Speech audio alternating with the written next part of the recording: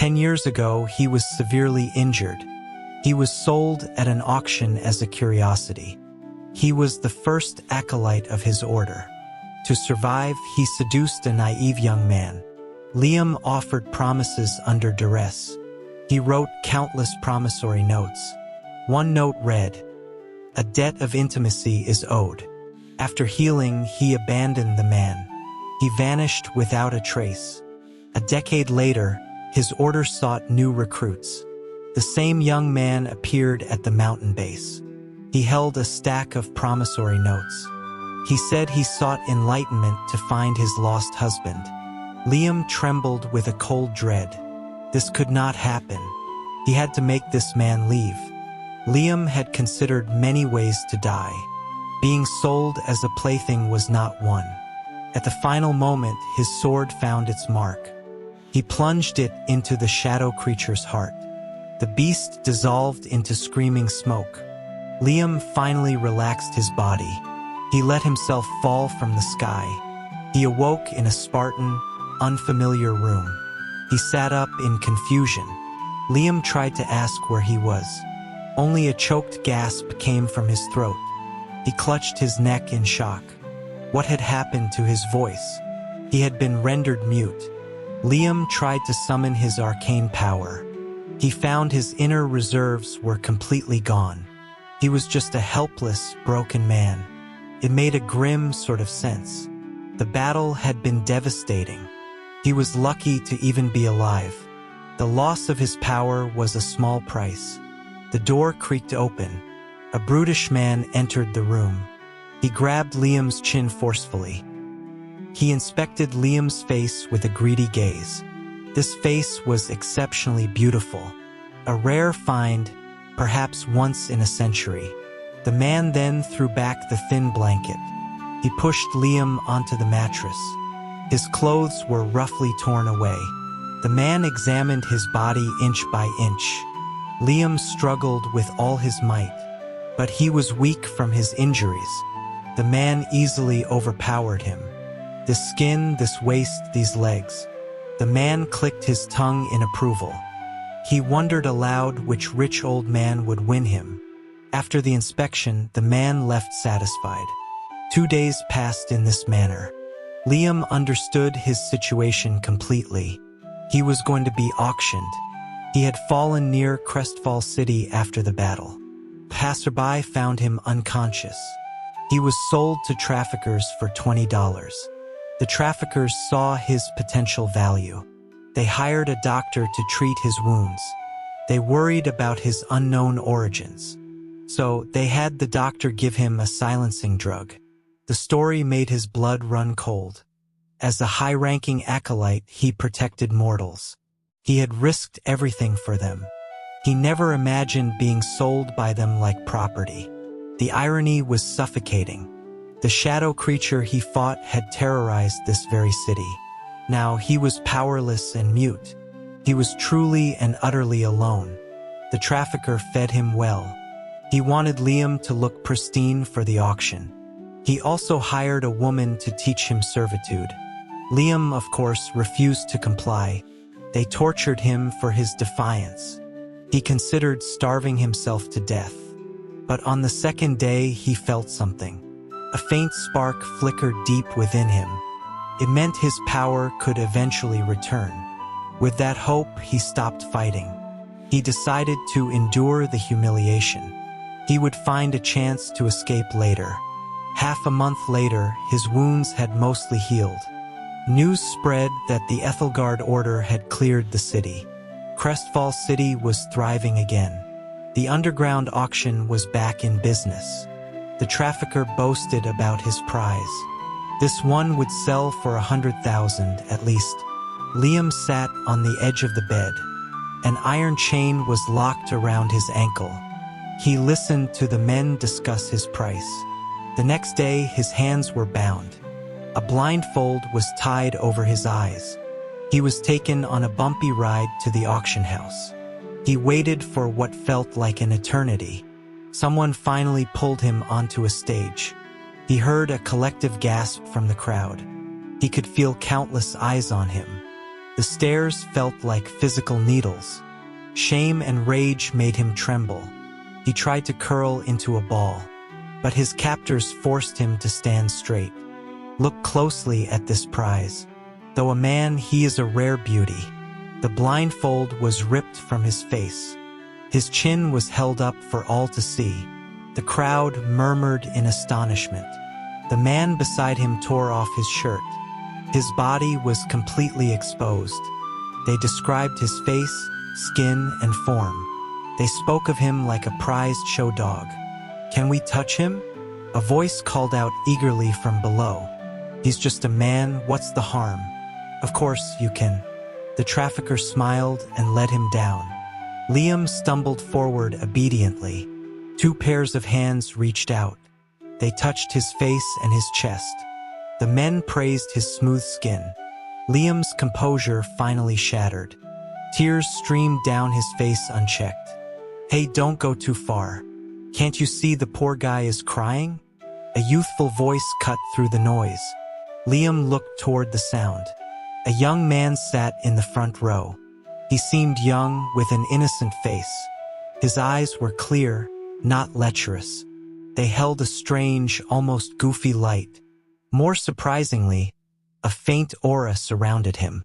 It was not the aura of a trained practitioner. This phenomenon meant immense latent power. This person could help him recover. "Ethan, you seem interested. Why not just buy him?"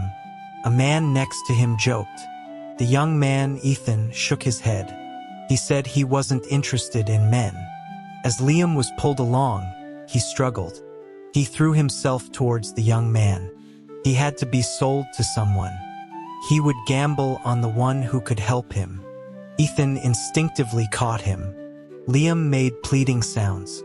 He stared at Ethan with desperate eyes. "What a shame he's a mute." Someone nearby commented.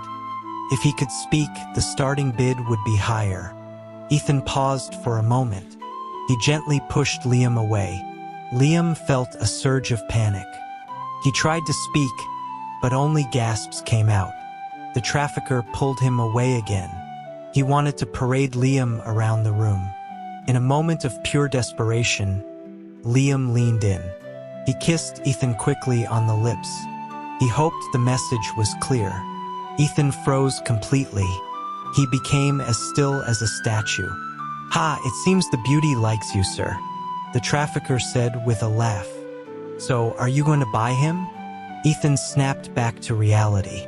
A deep blush spread across his face, but he still remained silent. Liam felt a wave of despair. That kiss had cost him his last shred of dignity.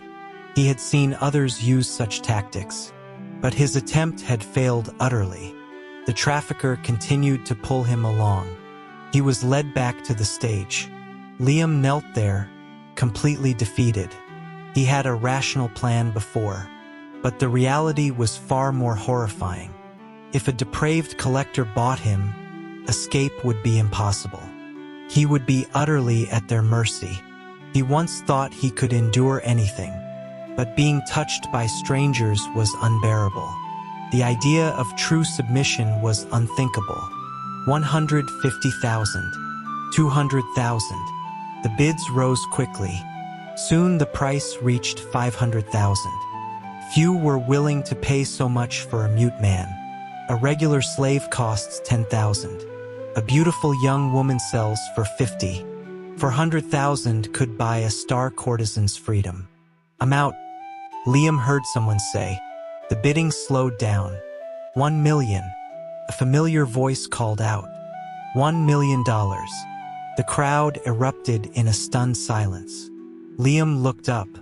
The young man, Ethan, had raised his hand. Liam let out a shaky breath. His desperate gamble had worked. No one else placed a bid after that. And so Ethan bought him. He even gave Liam a name. He called him Ash. He said Liam reminded him of an ash tree, resilient and noble, even when weathered. Ethan's family was the richest in the city. They were disgustingly wealthy. That day, Ethan's father whipped him. Ethan had not only wasted $1 million, He had bought a male consort. His father was furious. If you brought a woman home, I could tolerate it. But a male pet? What is this? It's a disgrace. Ethan took the beating without flinching. He stubbornly told his father his logic. Is playing with women nobler than with men? At least this is a contest of equals. Exploiting women is the real disgrace. The old man flew into a rage. He beat Ethan until he couldn't stand. He fired all of Ethan's staff. Then he threw me into the suite. Since you don't want women, enjoy your man. Ethan remained defiant. He lay on his stomach and looked at Liam. You've been trained to serve, right? Liam remained silent. He was raised in the Ethelgard order. His talent made him revered. Others had always served him. He had never served anyone. But he couldn't deny it now. His power was gone. Escape would just get him captured again. He had to rely on Ethan for now. He also needed Ethan to recover his power. He gave a slight nod. Ethan breathed a sigh of relief. He shouted towards the window. Old man, don't you dare send anyone in. I have someone to take care of me. Ethan soon regretted those words. Liam brought hot water and a towel. He tried to clean Ethan's wounds, but he was clumsy and caused sharp pain. Ethan cried out in agony. When applying medicine, Liam didn't let it cool. He spread the hot salve all over Ethan's back. Ethan screamed like a slaughtered pig. Liam thought he did okay with pouring tea, but Ethan said the water was all wrong. The temperature was terrible. Ethan asked him a faint question. You said you knew how to serve. You meant in bed, didn't you? You can't do anything else. Liam looked at his miserable state. He nodded in embarrassment. What a waste. Ethan lamented from his bed. I spent $1 million on you. You're completely useless. His words made Liam feel ashamed. But then another thought occurred to him. He had saved this city from the shadow creature. Ethan's peaceful life was partly his accomplishment. Ethan had a stubborn streak. He never once gave in to his father. After 3 days, he could move on his own. He insisted on doing everything himself. He only asked for help with hard-to-reach spots. On the 7th day, Ethan was almost healed. He had the energy for leisure. He pointed to a grand piano. Ash, play something for me. Liam obediently sat at the instrument. His fingers produced a chaotic, jarring noise. Stop! Ethan shouted in disbelief. You can't play the piano? Liam nodded. His training had been all-consuming. He was a warrior, not a musician. He had no interest in such things. What can you play? Ethan asked. Liam thought for a moment. He pointed to a guitar on the wall. Then play that. Liam picked it up. He struck a confident pose. The melody he played was painfully awful. Stop, stop, stop. Ethan quickly interrupted. He then asked if Liam could dance. Liam felt he couldn't disappoint him again. He needed Ethan's help after all. He quickly nodded. He knew a ceremonial blade dance, but he forgot his body was weak. As he danced, the blade flew from his hand. It nearly impaled Ethan where he stood. Are you trying to kill me? Ethan yelled. I thought you would be expertly trained. Music, art, conversation, bedroom skills. I expected a complete package. But you know nothing. He was filled with regret. I must have been cursed to buy you. I even got beaten for it. He ran his hands through his hair. I thought you were so capable. You're just a useless, beautiful idiot. Seeing his distress, Liam felt guilty. He grabbed a pen and notepad. He wrote 3 words. I am sorry. Ethan looked surprised. You can write? Liam nodded. At least you're good for something. Ethan sighed. Ethan became keen on communicating with him. He asked all sorts of strange questions. This included questions about Liam's past. Liam mostly made things up, He wouldn't reveal his true origins. It was too humiliating. Once his power returned, he would leave. Ethan would never know who he truly was. After talking for a while, Ethan began to open up. My mother died when I was young. My stepmother and half-brother are nice. But I never feel like I belong. I often feel empty. Life feels meaningless. I've never told anyone this. People would say I have nothing to complain about. My family is rich. I have everything. But you're a mute. You can't tell anyone. They sat on the balcony together. Ethan stared at the deep blue sky. His expression was vacant. He suddenly turned to Liam and smiled. Do you think I'm just spoiled? Liam wrote on the notepad. Your soul is different from others. Ordinary people cannot understand you. Ethan's problem was common among those with great potential. These people are born with a powerful intuition. They yearn for something beyond the mundane world. Without guidance, they wither in ordinary life. Ethan looked at his words, surprised. Why do you say that? Liam thought for a moment. He wrote, You have a gift for the arcane. Your constitution is special. Ethan became very interested. I can learn the arcane arts? Liam wrote, Yes. Ethan shot to his feet. It was as if a lifelong question had been answered. He paced around the patio excitedly. After a moment, he ran back. He hugged Liam tightly. Ash, you must be a gift from heaven. 2 days later, Ethan was fully healed. He left early in the morning. He returned late that night. Ash, I went looking for masters today. He was full of excitement. Shadow creatures were in the city before. The Ethelgard order came to fight them. Maybe I can find one of them. He could become my teacher. Liam was silent.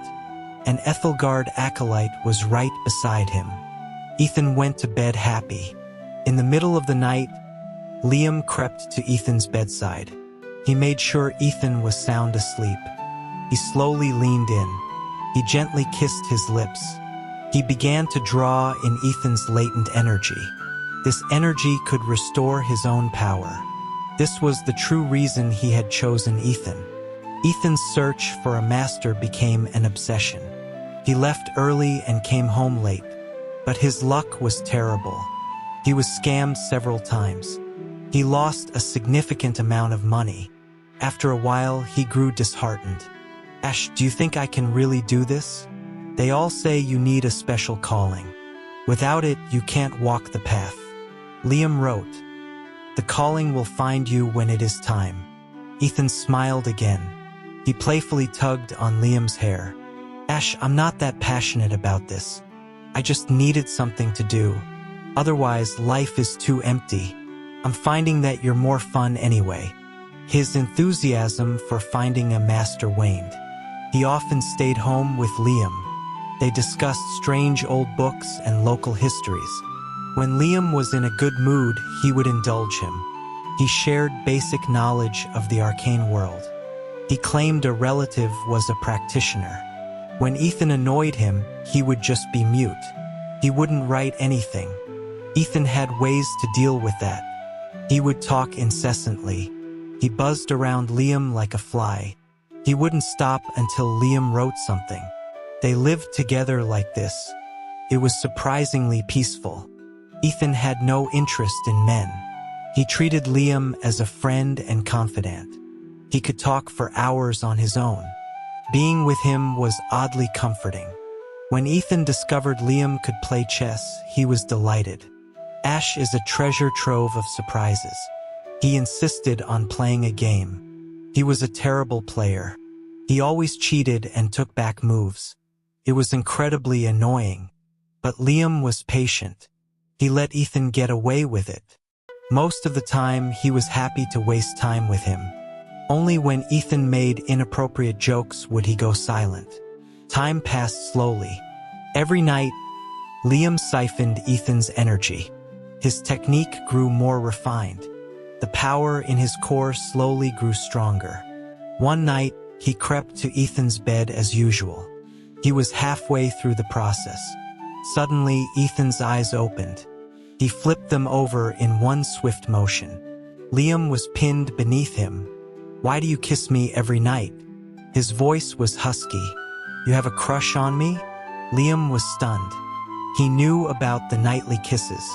Why did he pretend to be asleep? "Tell me, do you have a crush on me?" In the dim light, he pressed down on Liam. His actions were hard to explain. Liam's face turned bright red. He couldn't say he was stealing energy. He could only nod reluctantly. Ethan laughed heartily. "I don't usually like men, but you like me this much, secretly kissing me every night. I've decided to be generous and like you back." Ethan began to remove his shirt. His toned body was revealed in the moonlight. Liam realized what was about to happen.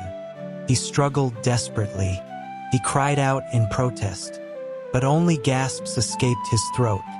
Ethan's strength was immense. Liam's struggles were useless. "So eager for my touch?" Ethan said with a smile. "I haven't touched you since I bought you. You must have been waiting for this. I'll take good care of you now." Liam was mute and powerless. His protests were silent. He had no choice but to submit. That night, Ethan took him by force. The first time was so painful he almost fainted. But after he adjusted, he gave in. He began to practice the siphoning art. Since his body was already forfeit, he might as well benefit. He considered it a form of recycling. The next morning, Ethan held him close. He stroked Liam's hair. "I thought you were skilled in bed. You were as nervous as a virgin." Liam couldn't explain his bitterness. He grabbed Ethan's arm. He bit down hard. Ethan just laughed, unconcerned. He drew a bath for Liam himself.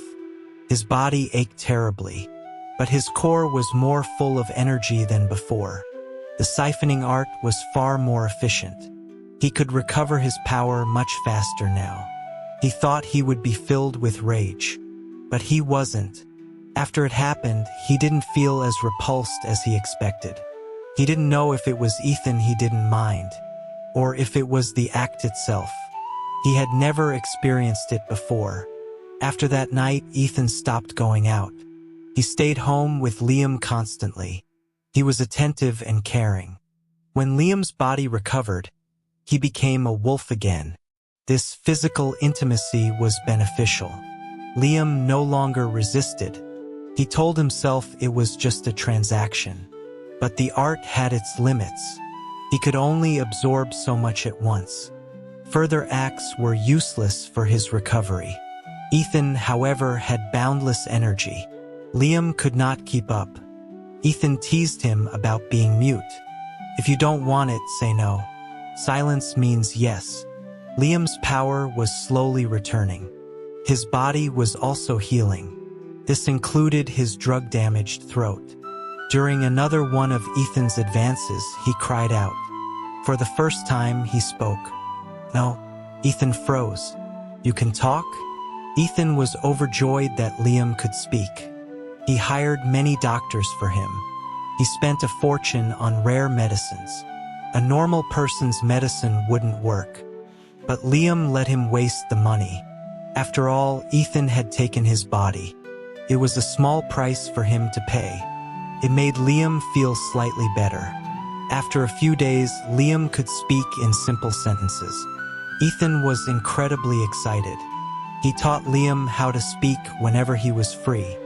He acted as if Liam was a 1-year-old infant. It was a foolish and annoying game, but Ethan enjoyed it immensely. But at night, he was no longer a gentle teacher. He would hold Liam without restraint. Liam usually only needed one session to absorb energy. But that was never enough for Ethan. Seeing Liam's exhaustion, he had an idea. He made Liam write promissory notes.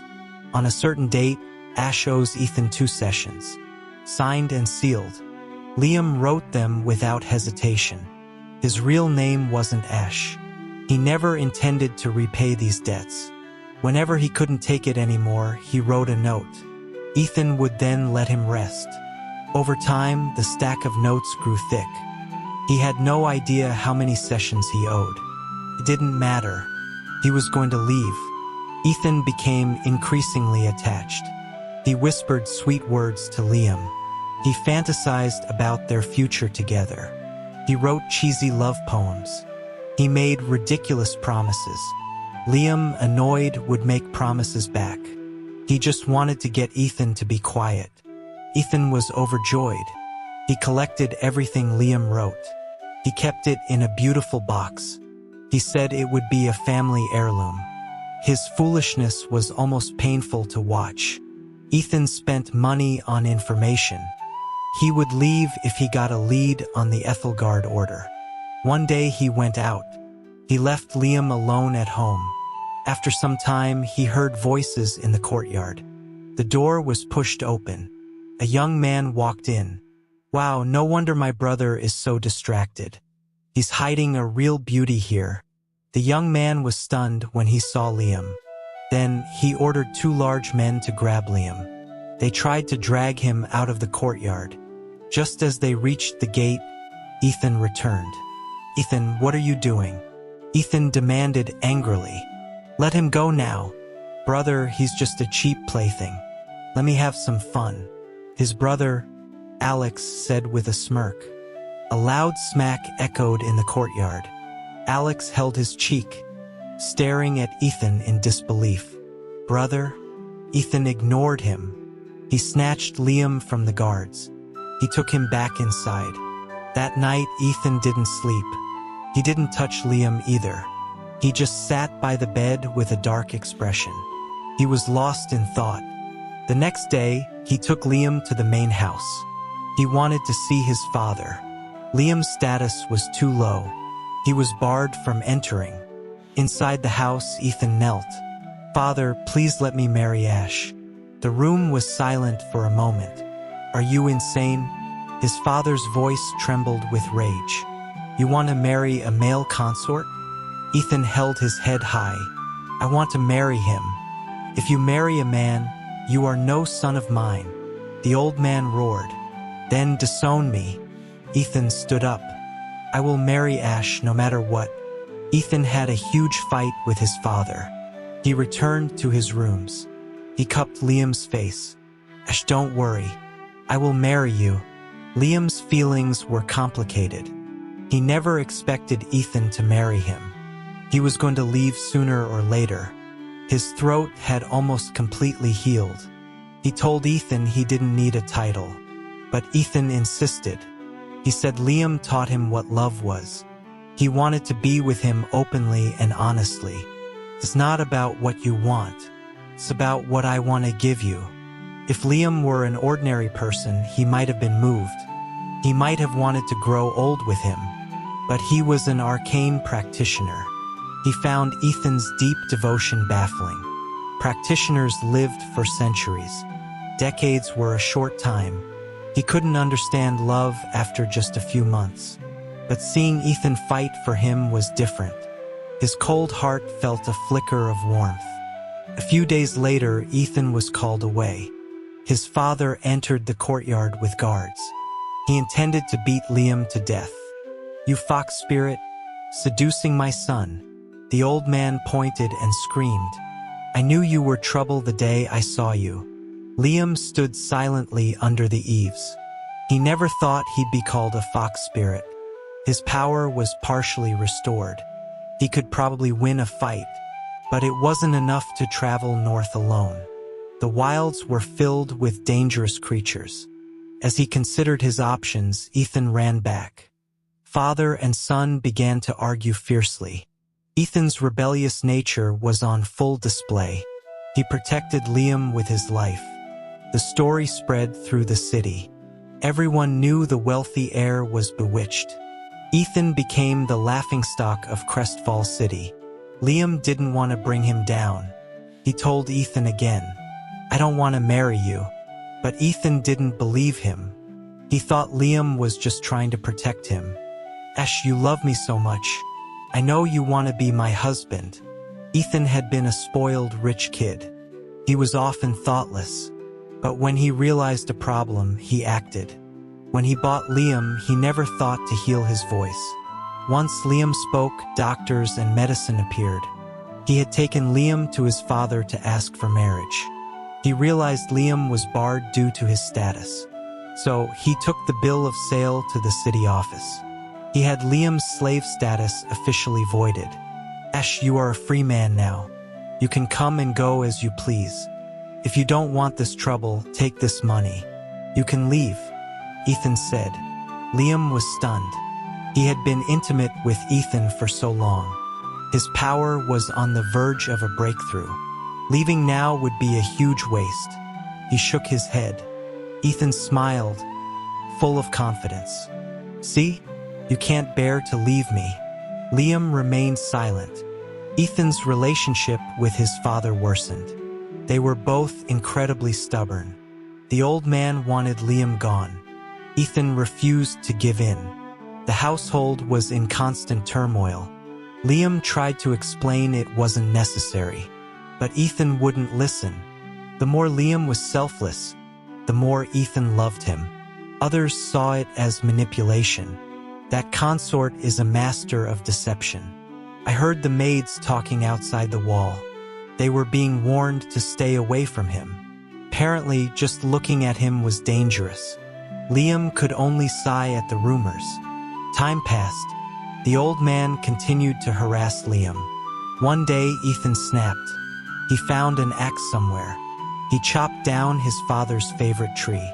The tree was a family heirloom. It was considered a symbol of their prosperity. His father was so enraged, he fainted. When he woke up, he disowned Ethan. He told him never to come back. Ethan was unfazed. He took nothing with him. He just grabbed Liam's hand and left. From now on, we are husbands, he said with a bright smile. Liam said, if you're with me, your reputation is ruined. You've lost your inheritance. Ah, you know me. I don't care about that. Ethan's eyes shone brightly. He placed his hands on Liam's shoulders. Ash, you are all that matters to me. Only you truly understand my heart. As long as we are together, we can overcome anything. Ethan was true to his word. He quickly shed his rich boy attitude. He got a job doing manual labor at the docks. He worked to support them both. Soon, his father made a public announcement. Alex was the new heir. Ethan would not receive a single penny. He was no longer part of the family. Ethan heard the news. He sat outside their small apartment all night. The next day, he went back to work smiling. Before, people wouldn't bully him too much. Now, they knew he was truly powerless. People he had offended began to torment him. Ethan never mentioned it at home. Liam only found out when he brought him lunch. Hey, isn't that the great Ethan? A group of rich kids surrounded him. They mocked him, calling him a common worker.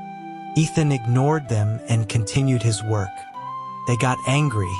One of them kicked an apple from Ethan's lunch pail. Go fetch it, dog. We'll give you $1. Ethan's jaw tightened. My husband prepared that for me. Husband? You mean that male consort? They all laughed. Ethan's face darkened. He looked ready to fight. Liam walked over and picked up the apple. He wiped it clean and handed it to Ethan. Eat it. Ethan's smile immediately returned. Ash, you really are my savior. He took a defiant bite of the apple. He grinned at the rich kids. I fetched it. Now pay up. The rich kids looked furious. Liam left with the empty lunch pail. The kids followed him. He deliberately led them into an alley. He beat them until they were groaning on the ground. His body was almost fully healed. His arcane power was still limited, but he was strong enough to handle mere mortals. Just as he finished, he heard footsteps. He quickly ran away. Ethan caught up to him. He grabbed Liam's hand, concerned. Are you okay? I'm fine. Liam pretended not to know anything. What happened? Nothing. You should go home, Ethan said. Liam nodded. He walked a few steps, then circled back. He saw Ethan beating the same group of men. He knew Ethan had followed him out of worry. Seeing that, he felt a strange warmth. A mix of emotions filled his heart. Ethan was a good person. If Liam were just a man, they could be happy. But he wasn't. That night, they performed the siphoning art as usual. After absorbing the energy, his power surged. It began to circulate on its own. He had reached the next level of recovery. He opened his eyes. It was time to leave. He had been in the mortal world for over a year. Most of that time was spent with Ethan. Felt much longer than a year. He knew the curve of Ethan's jaw. He knew the warmth of his lips. He knew the shape of his chest. He knew the rhythm of his heart. Ethan held him, stroking his hair. Liam looked up at him. Months of hard labor had made Ethan stronger. His skin was darker. He was more of a man now. Ash, let's leave Crestfall City soon. Let's go to Bayside City. Why Bayside? I want to see my uncle, Ethan said. I was only thinking of us before, but the world is a hard place. I'm not afraid of work, but I worry about you when I'm gone. I can't afford a nice place. This apartment isn't safe. Liam didn't speak. Ethan continued. You are too beautiful and so delicate. I worry about leaving you alone. If I work, I can't protect you, so I'll ask my uncle for help. At least you will be safe there. Come with me to Bayside City. Leaning against his strong chest, Liam softly agreed. The next day, Ethan borrowed money from a friend.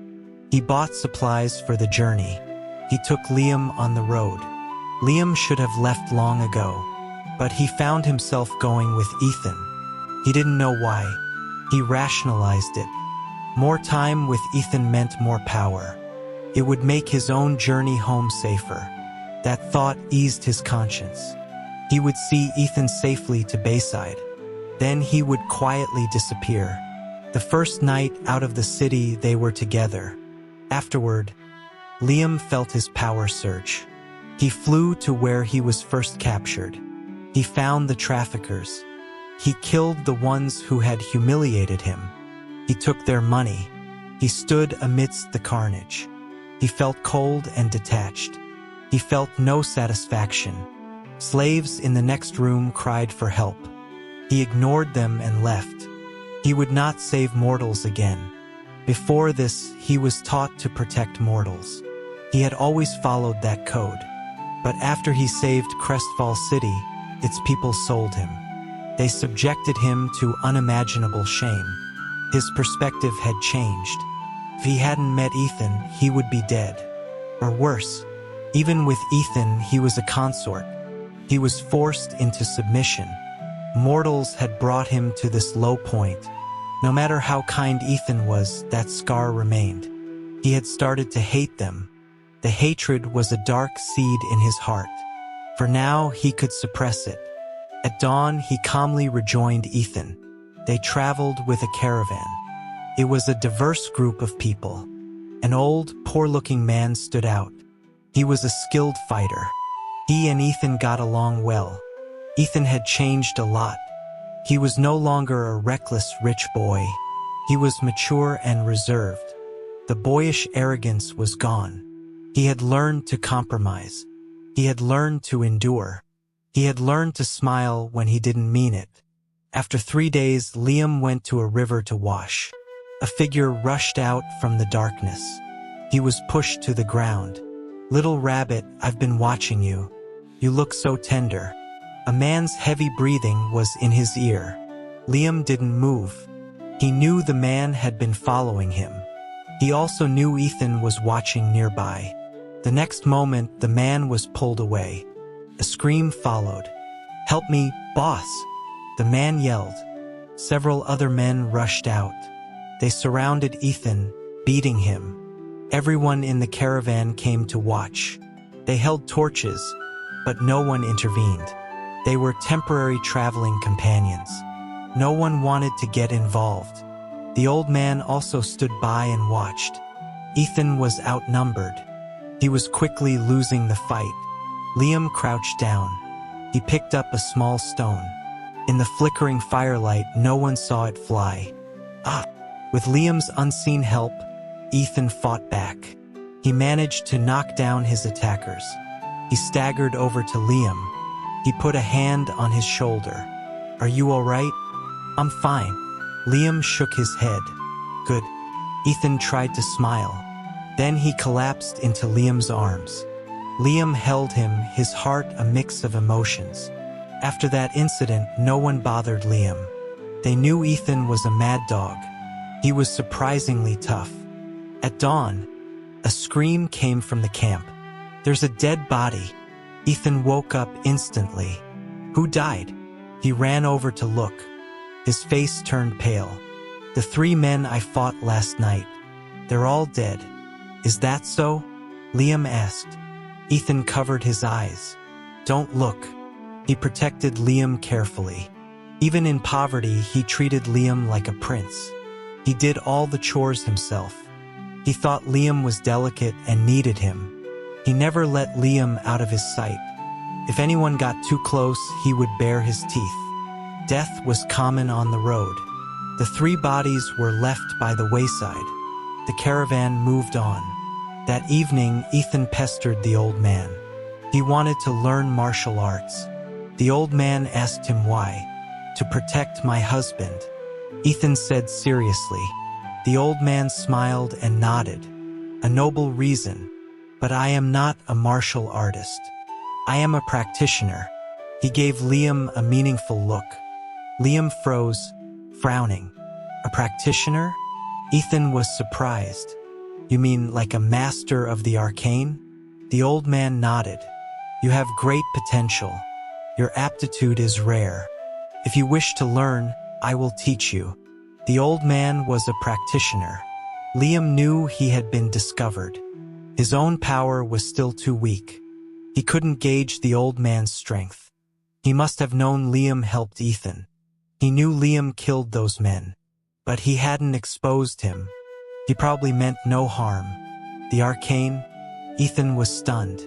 The old man spoke. "With this power, you can protect your husband." Ethan put his arm around Liam. "Can my husband learn too?" The old man smiled. "I cannot take him as a student. Then I won't learn either." "Why?" The old man frowned. "This is a rare opportunity. You shouldn't waste it. What would my husband do if I learned? What if I outlive him? We wouldn't be able to grow old together." The old man paused. He glanced at Liam. He said with a smile, "Perhaps you must learn. Only then can you grow old together." Liam said nothing. No. Ethan waved his hands. "The path is too hard. Many die trying. It's not worth the risk. I'd rather live a happy life with my husband. We can be reborn together." "That sounds much better." Ethan's words stunned Liam. He would give up this chance for him? The old man seemed moved. "You are right. It is not an easy path. You gain much, but you lose more. Why can a mortal see this so clearly? So many practitioners cannot." The old man left at dawn. Before he left, he woke Liam. "Which order do you belong to, friend?" Liam didn't answer. The old man continued. "Your aura is that of a noble order. Yet you kill mortals without hesitation. They had malicious intent first." Liam said. The old man sighed. "Killing mortals is a great taboo. Your heart seems unstable. You show signs of corruption. I hope you can hold onto your true self." Liam still said nothing. The old man left. Liam went back to his tent to sleep. Nightmares plagued his sleep. His inner darkness tried to take hold. He lashed out in his dream. The darkness laughed and lunged at him. "You hate mortals, don't you?" He tried to retreat, but the darkness was relentless. It began to merge with him. An intense pain made him scream. A cool energy entered his dream. Ethan's worried voice called out, "Ash, Ash." He broke free from the nightmare. He saw Ethan's anxious face. "Bad dream?" Ethan asked with a soft smile. Liam rolled over and pinned him down. He kissed him fiercely. He desperately absorbed Ethan's energy. When it was over, he lay exhausted in Ethan's arms. Ethan stroked his back gently. His voice was a soothing balm. "Don't be afraid. I'm here." In the dim light, Liam looked at this man. "Aren't you full of hate?" he asked. Ethan was confused. "I mean, your brother took everything. You were humiliated and beaten. Don't you hate them?" Ethan asked what was wrong. Liam just kept asking the question. Ethan ruffled his hair. "Of course I hate them. But for every bad person, there are good ones. Remember our neighbors after we left? They brought us food. My friends helped me too. They lent me money for this trip. They know I might never pay them back. An old book said one true friend is enough. You can't expect everyone to like you. If the ancients knew that, we should too. I won't waste my energy on bad people. It's not worth it. I'd rather focus on the good ones." He kissed Liam. "Most importantly, I have you. With you, even the hardest times are sweet." Liam closed his eyes. Ethan was this kind of person. He was just a mortal, but his heart was stronger than Liam's. His life had been turned upside down. His situation was so similar to Liam's, yet he never once despaired. This was the mark of a truly great soul. With the old man's and Ethan's support, he fought his inner darkness. He tried to let go of his hatred. He realized his mistake. He had blamed an entire group for the actions of a few. Luckily, his corruption was not yet deep. By the time they reached Bayside City, he had it under control. But to truly be free, he needed his order. Staying here was too dangerous. "We're here." Ethan pointed at the city walls. The words Bayside City were carved above the gate. He was beaming with joy.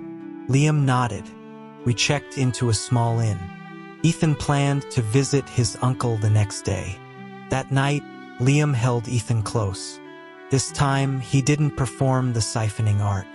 He didn't take any energy. It was just pure intimacy. "Ash, you're so eager tonight." Ethan held him tightly. Liam was exhausted, his hair soaked with sweat. They lay in bed together. The sky outside began to lighten. "Ash, tell me your real name," Ethan asked again. Liam opened his eyes and looked at him. Ethan looked away, embarrassed. "I know your past was painful. That name was given to you by awful people. You don't have to talk about it. From now on, you are my Ash. Forever." To keep his distance, Liam had always lied. He never told Ethan his real name. Now he felt a strong urge to tell him, but he held back. Their beginning was a lie. It was all based on deception and use. Did he love him? Probably not. The memories were tied to his humiliation. He shouldn't love him. He couldn't believe in love after just a year. Ethan held him tightly. He was exhausted and soon fell asleep. As he slept, Liam opened his eyes again. He whispered in his ear, "My real name is Kalen." Ethan slept on, undisturbed. Liam quietly got up. He placed the money from the traffickers by the bed.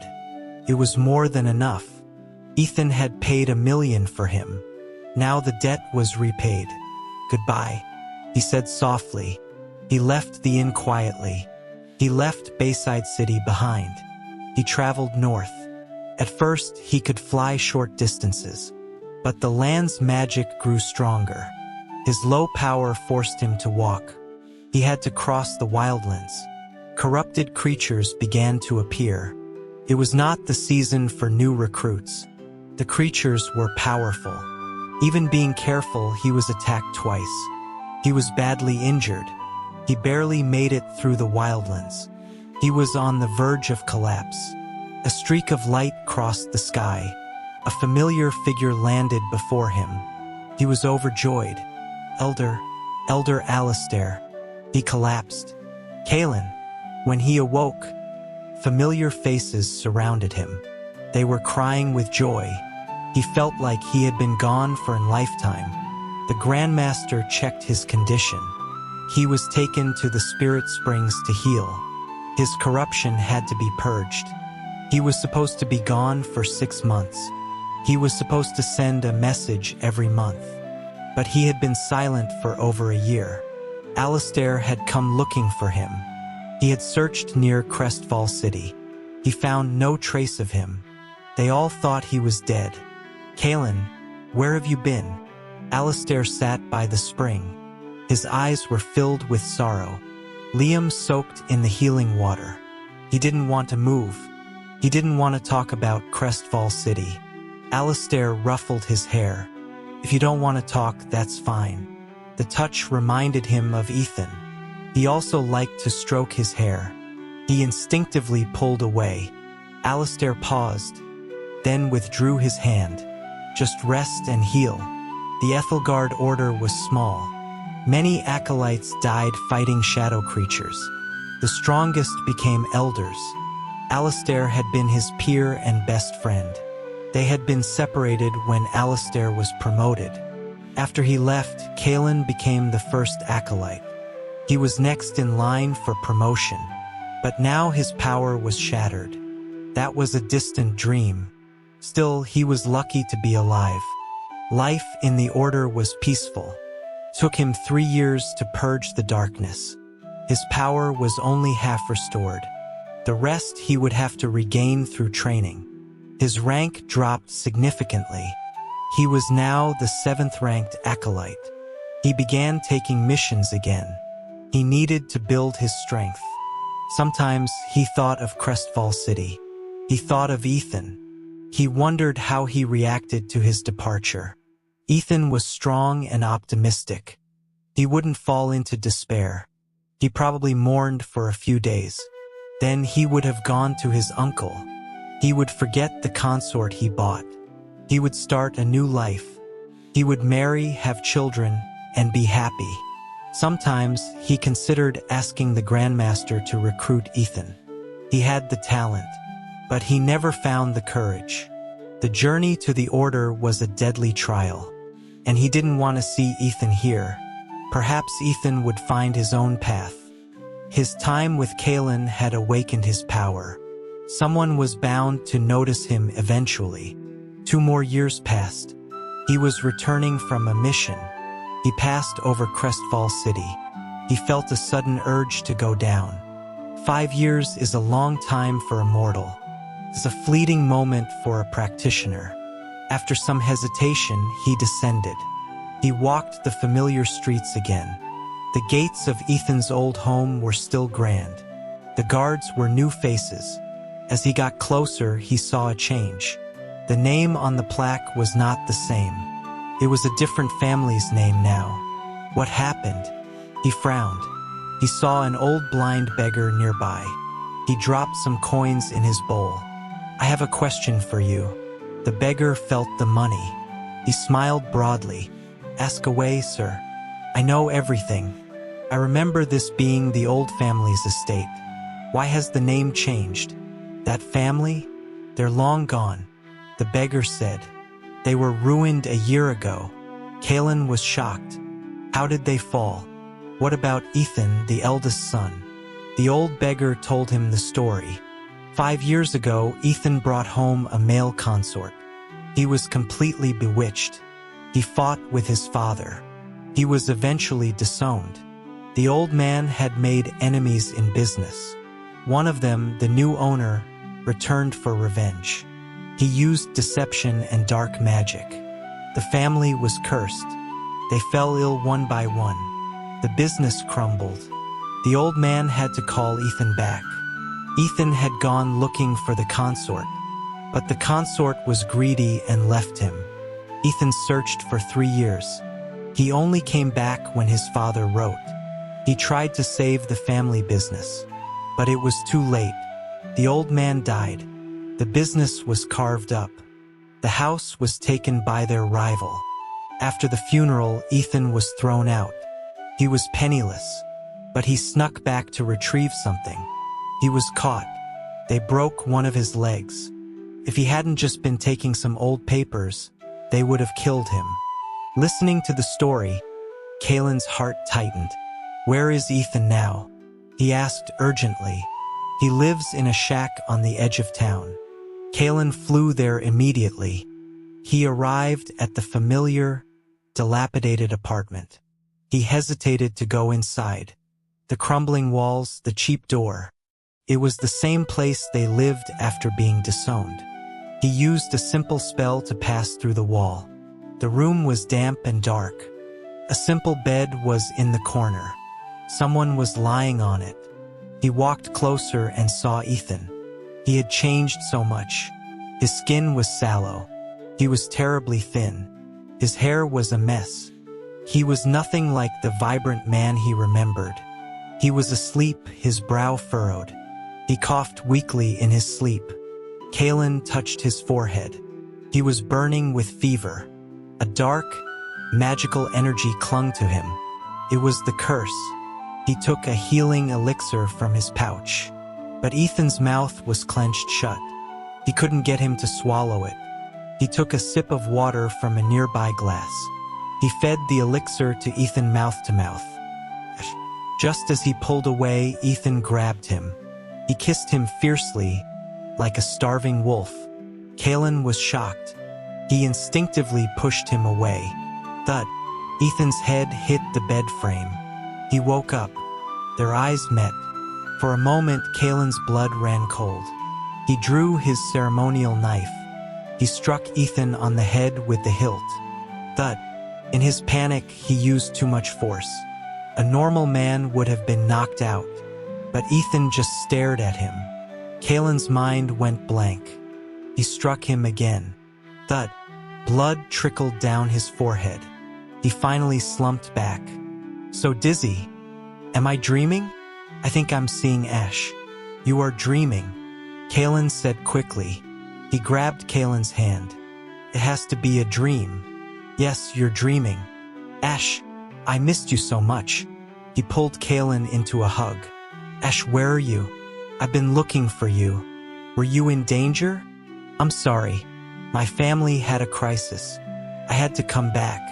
I sent people to look for you. I would have found you eventually." Kalen's heart ached. "You fool. Why would you look for me? I left you because you were poor. Don't look for me. I don't believe that. You must have been in trouble. It's my fault I couldn't protect you. I left on my own. I found someone richer." Kalen argued. Ethan, though dazed, was still eloquent. He refuted every one of Kalen's points. He proved that Kalen was not a greedy person. Kalen was left speechless. After talking for a while, Ethan finally fainted. Kalen sat by his bed. He slowly covered his face with his hands. After a moment, he looked up. The blanket had slipped off Ethan's legs. His right leg was atrophied. It was clearly badly broken for a long time. He remembered the beggar's words. What worthless papers did he risk this for? Fortunately, practitioners knew basic healing. He expertly reset the broken bone. He channeled his energy to heal the injury. Ethan's pained expression softened. Kalen stood up. He noticed a familiar box on the nightstand. It was ornately carved. It looked out of place in the ruined room. It was the box from Ethan's room long ago. On a whim, he opened it. Inside were some papers and drawings. These were the things Ethan had saved. He picked up the top sheet. 3 words were written on it. "I am sorry." The handwriting was familiar. The paper was familiar. Memories flooded his mind. Ethan, recovering from his whipping, asking him to play music, him failing at everything, him writing those 3 words. His emotions surged. He quickly put the papers back. He went to the bed. He placed a hand on Ethan's forehead. "Ash left you for a rich merchant. He later died of a disease. Forget him." He repeated the words over and over. He wished he could alter Ethan's memories, but that was a dangerous art. He could only use a light trance. He hoped it would be enough. He couldn't stay any longer. He fled back to his order. Before leaving the city, he broke into the rival's home. He killed the dark mage. He destroyed the mansion. He also broke the leg of the man who hurt Ethan.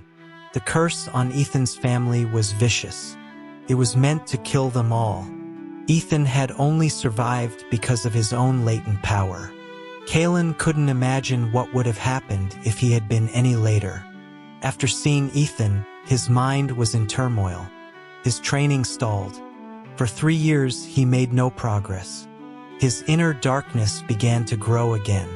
The Grandmaster noticed and intervened. Because of his stagnation, other acolytes surpassed him. His rank fell again. The Grandmaster was disappointed in him. He couldn't explain he was trapped by a mortal. During a mission, he met an acquaintance from another order. They were recruiting new disciples. An idea sparked in his mind. He recommended Ethan. His mortal life was over. It was a waste of his talent not to train. But when they returned to Crestfall City, Ethan was gone. People said he had left long ago. His illness vanished overnight. Even his leg was healed. It was a miracle. An old woman told them the story. He had avenged his family. He destroyed their rival's business. Everyone thought he would rebuild his own. Instead, he gave away all his money. Then he disappeared. No one knew where he went. Kalen guessed he went to Bayside City. But he wasn't there either. He had vanished completely. Kalen returned to his order. He continued his training.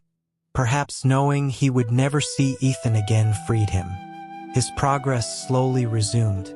But it was nothing like before. One night, Alistair came to his room. "Kalen," he said, "become my partner." Kalen was stunned. Alistair continued, "We can train together. Our power will grow much faster. Many people do it now. We can try." Kalen was too surprised to speak. Alistair explained the benefits of such a partnership. But his voice grew unsteady. "You can think about it." He took a deep breath. "Kalen, I love you."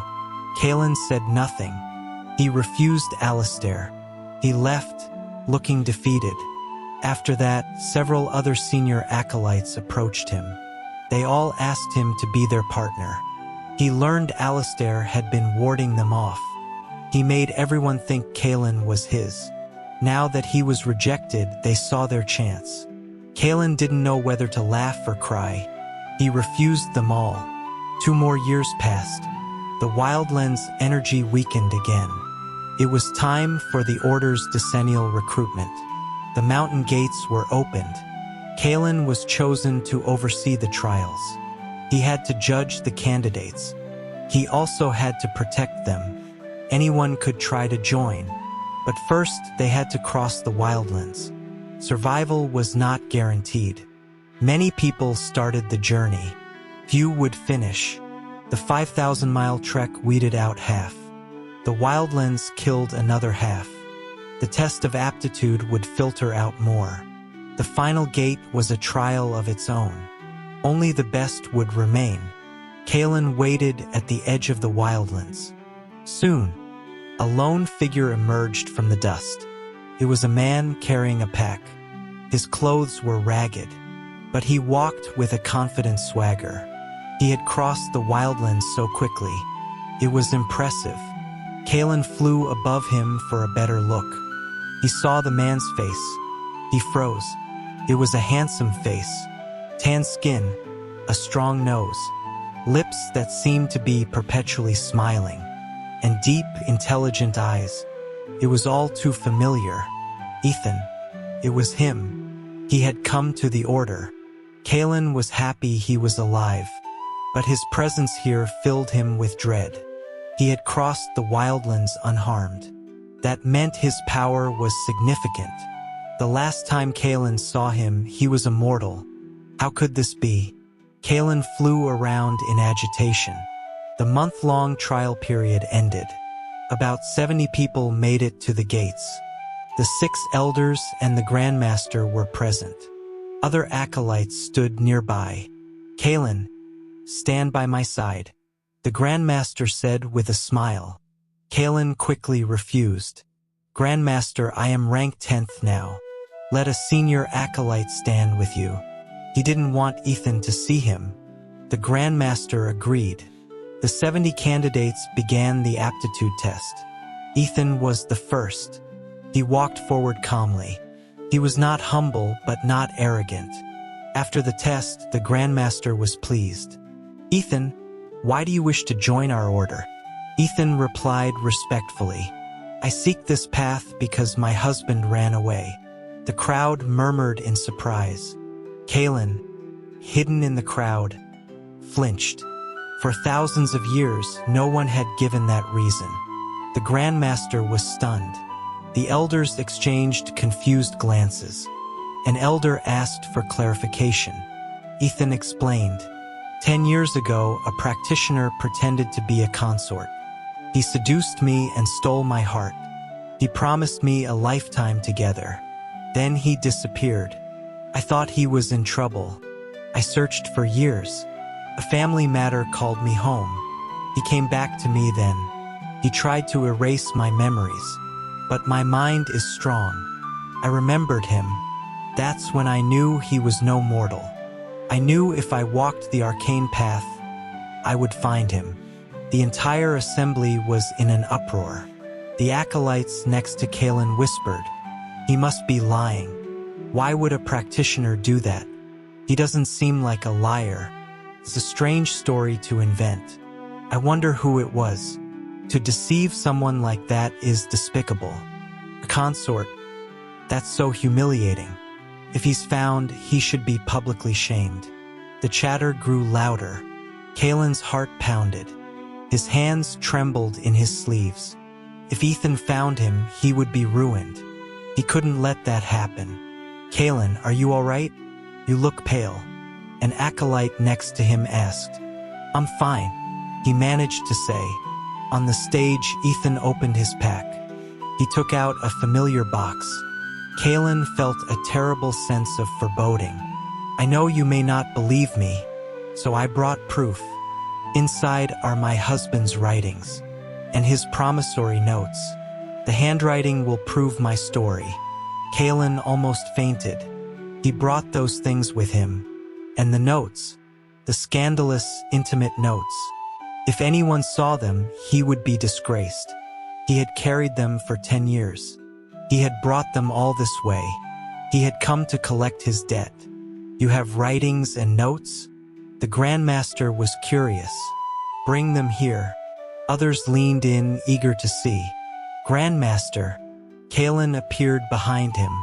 He hid behind a senior acolyte. It is getting late. We should not delay the others.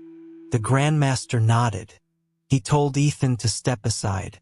Ethan obeyed, putting the box away. Kalen stared at him.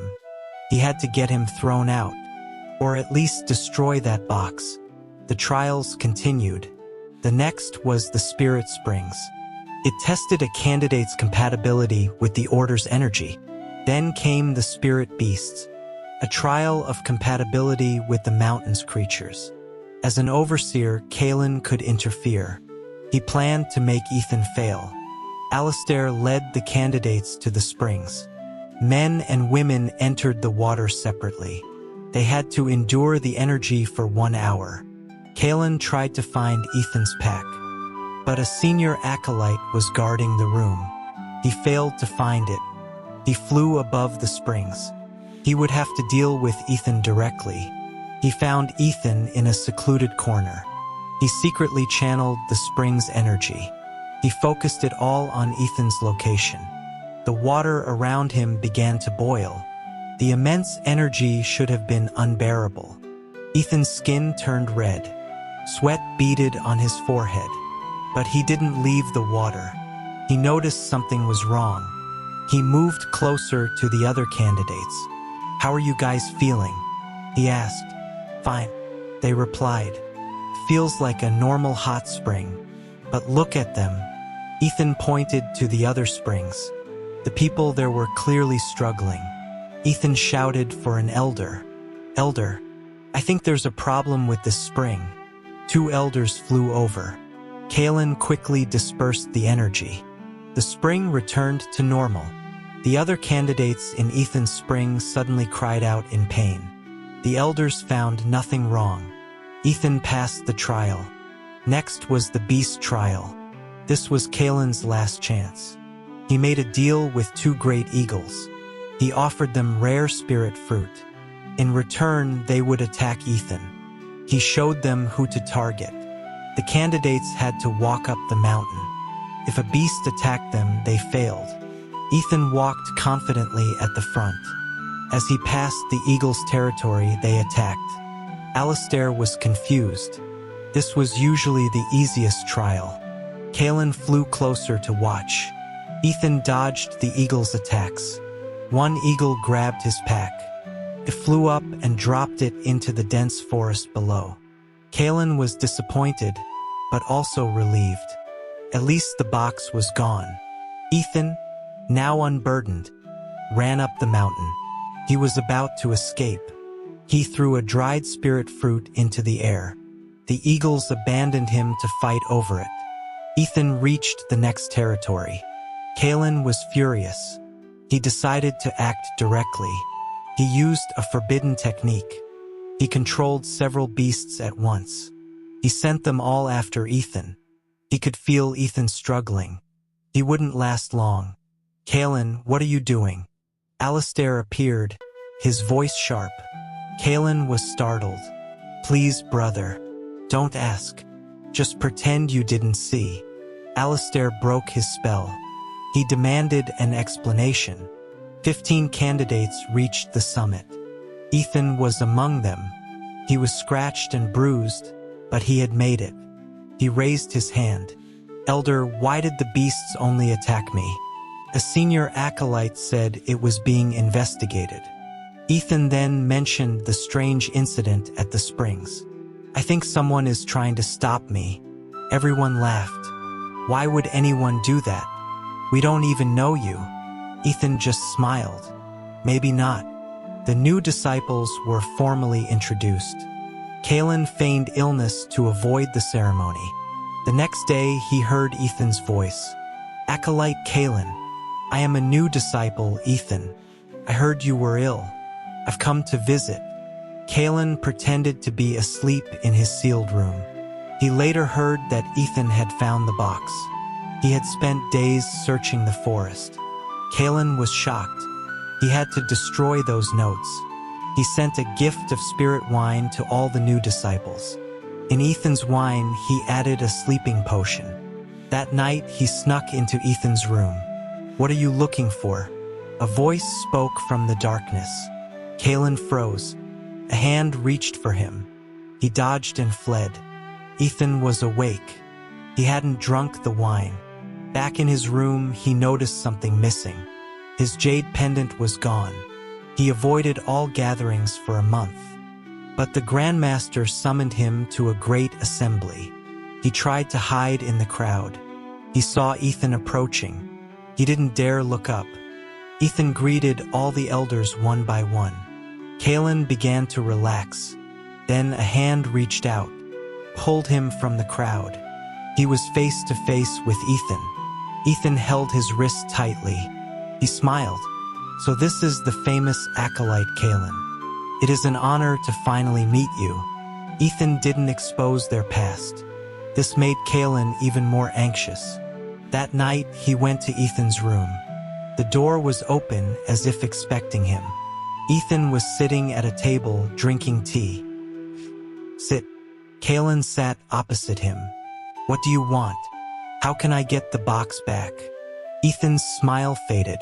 He simply watched him. Kalen offered him spirit stones, artifacts, techniques. He spoke until his throat was dry. Ethan remained silent. "What do you want?" Kalen finally asked, frustrated. In the candlelight, Ethan spoke softly. "I told you from the beginning. I want you. I want you. Kalen's heart pounded. He stood up. Fine. He walked over to Ethan. He grabbed his chin and kissed him. This is what he wanted, right? Ethan was surprised. Then he took control. That night was a blur of frantic passion. Kalen endured it. He thought it might appease Ethan. It was a means to an end. He rested for 3 days. When he emerged, he heard shocking news. Ethan was leaving the order. Leaving? After all that, he was just leaving? The disciples were outraged. It was a betrayal of his oath.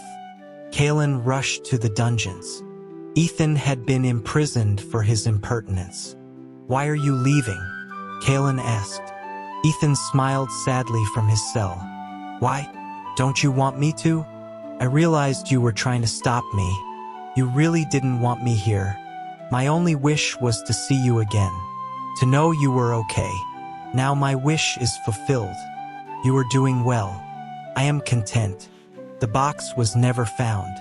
Don't worry, I won't bother you. I will leave. You're leaving because of me? Ethan just smiled. Take care of yourself. Kalen left the dungeon, his mind reeling. He ran into Alistair. What's wrong with you lately? He asked. Brother, I've made a terrible mistake. What should I do? Alistair's voice softened. Acknowledge your mistake. Ask the Grandmaster for forgiveness. Kalen knew what he had to do. He went to the Grandmaster's hall. The elders were discussing Ethan. Kalen fell to his knees. Grandmaster, I have a confession to make. It all started 10 years ago. He told them everything. When he finished, they were speechless. So Ethan's husband is you? Kalen nodded, ashamed. He has done so much for me. I can no longer run away.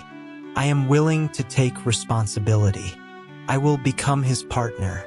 Alistair, standing nearby, was stunned. No, this is not a real commitment. He is just a new disciple.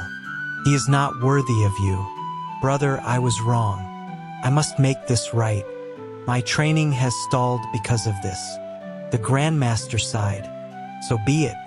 You will be partners. After confessing, Kalen felt a great weight lift. His power surged. Ethan was released from the dungeon. I will lead you to your new quarters, Kalen said. Ethan followed him to his own private residence. You will live here now. Ethan was shocked. I have told the Grandmaster everything. We will be partners. He thought Kalen was joking, but other disciples confirmed the news. His expression was one of pure shock. The story spread. Kalen expected to be shamed. Instead, people were sympathetic. Kalen would never be so cruel. He must have had a good reason. He was a hero, but he was victimized. Ethan is so lucky. The fear had been worse than the reality. With his heart unburdened, his power soared. The Grandmaster praised his breakthrough. Kalen entered seclusion to stabilize his new power. When he emerged a month later, Ethan refused the partnership. Our mortal past is over. We are in a new life now. The old promises don't apply. You are free. I am free. He smiled, his own power shining brightly. While Kalen was in seclusion, Ethan had also had a breakthrough. We are just fellow acolytes now, he said with a bow. I will learn all I can from you. The marriage was officially canceled. They began to interact as peers. Ethan remembered all of Kalen's habits. He knew his likes and dislikes. He was always respectful. But sometimes an old habit would surface. A casual touch, a familiar gesture. He would apologize immediately. Ethan's talent was undeniable. He rose through the ranks quickly. He was popular with everyone, except for Alistair. Alistair often berated him. He even injured him during a sparring match. Kalen intervened. He asked Alistair to leave him alone. 3 years passed. Kalen was promoted to elder. Ethan was now the 7th-ranked acolyte. The Grandmaster adored him. The Northern Orders were holding a great tournament. Ethan was chosen to compete. Before he left, he came to Kalen. "Elder Kalen, if I win first place, will you be my partner?" Kalen's face grew hot. "With your current power, winning is a dream," he said coolly. Ethan leaned in close. "Is that a yes or a no?" "My ears are getting hot." Kalen said softly, "Yes." "What?" "He can't hear you," Ethan teased. Kalen kicked him and walked away. He heard Ethan's triumphant laugh behind him. He won first place. "Elder Kalen, you have to be my partner now."